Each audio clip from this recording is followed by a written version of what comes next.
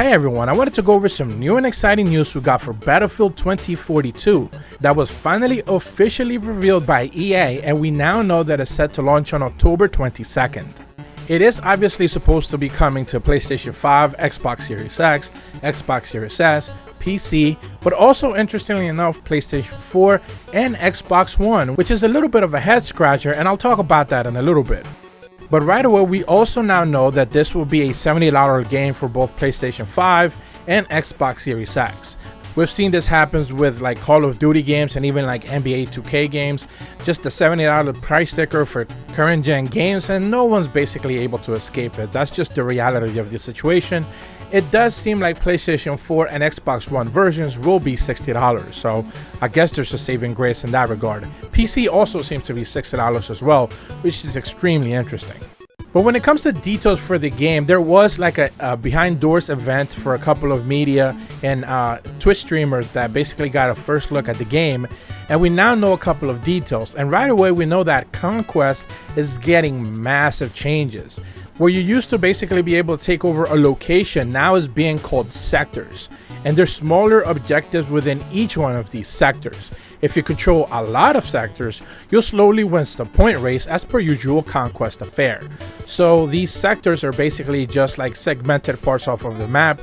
They're not necessarily just that one specific area or that one specific point that you want to be able to hold, but they're actually like bigger and more composed regarding the map.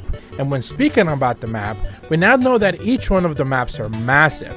They're talking that they're even bigger than several Battlefield 4 maps together, where they're making a big emphasis on the sheer variety, not just on the maps, but that will be available at launch, but also what type of areas are contained in each one of these maps.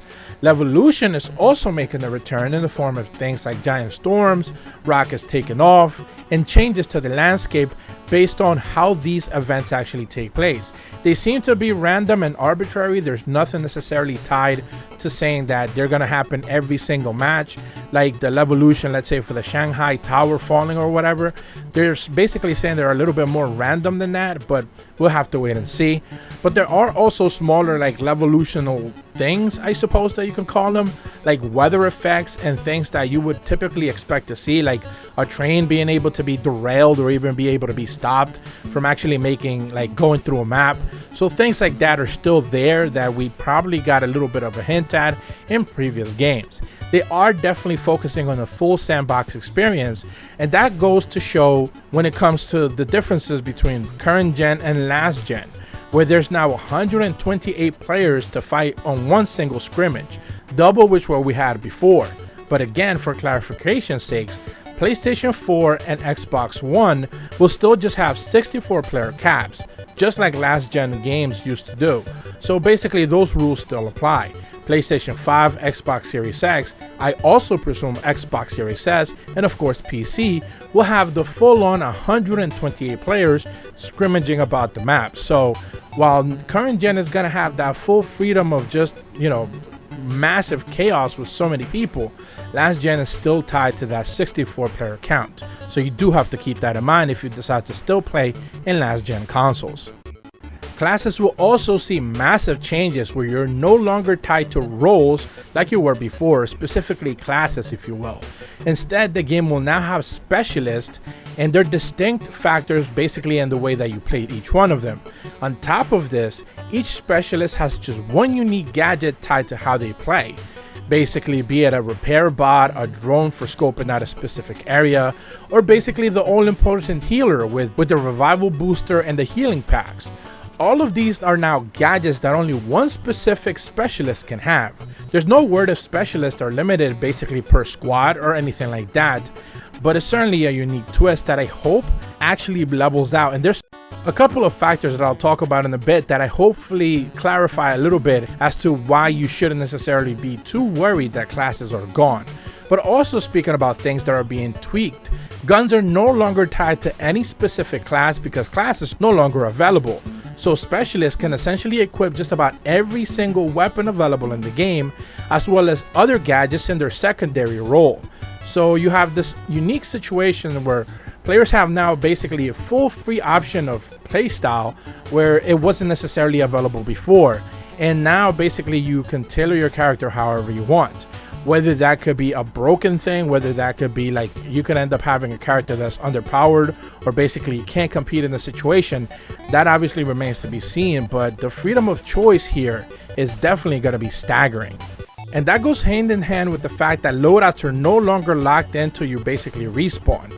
This is exemplified with the freedom of where you're basically having the option to freely swap loadouts, presumably when you're disengaged from an enemy, to whenever other previous loadout you have set up previously.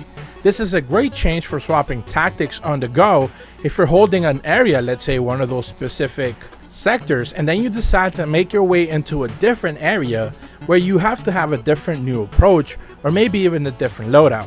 Typically you would have to wait until you get killed so you could be able to swap out your loadout, but now you have the obvious option to basically just swap around, get a new loadout, and basically engage a little bit different while still be able to maintain that one gadget constant because you did choose a specific specialist. Remember, you're not changing the specialist in the middle of combat, you are just simply changing your loadout, be it your main weapon, your secondary weapon, and any other gadgets that you might have attached.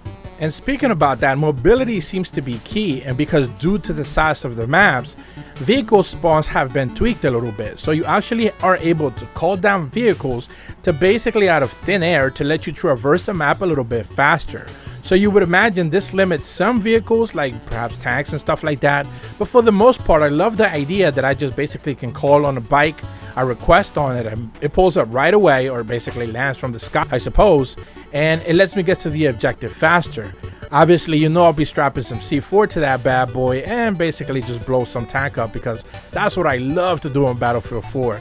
If there was one thing that I loved nothing more was just going on Silk Road and basically just strapping C4 to a bike, find me a tank, and just blow it to hell, because god, that was just so satisfying. I actually have some old videos in my channel about that, so I just get giddy thinking about how good that used to feel. And if they could just give us anything close to that again, I would be extremely happy, because again, Battlefield 1 and Battlefield 5 did not even come close to that experience that Battlefield 4 gave us. Now, it's not all hype. There are some definite questions that we are probably going to have to get answers to, and that's the fact that Battle Royale is not going to be available there at launch. Presumably it will come in later, but basically that's just what they're saying right now. And of course, sadly, they are saying that this will be a live service game with seasons and stuff like that, where you basically are adding in new specialists, new gadgets, new trucks, new tanks, whatever. They're gonna just do that same thing that every other game is already doing. I'm not necessarily a big fan of this, because I basically just detest that idea that every game just wants to get that Fortnite money, and let's realize it, you are not getting Fortnite money. No one's getting Fortnite money except Fortnite. So I hate the idea that every game is chasing that. For as fun as Warzone is, it never made Fortnite money. People need to understand that, like, not everyone's gonna be able to ever be on that tier. So I hate that they're doing that, but it's just the nature of business, I suppose. But yeah, seasons will be there, I presume. So, you know, level up your battle pass or whatever, which I hate that. But that's gonna be it for this video. Hopefully you found it interesting. I know it's not the type of content that I usually cover, but I'm a big Battlefield guy. I used to play 4 all the time, and I'm just looking forward to this game. Everything that I saw from that CGI trailer was interesting.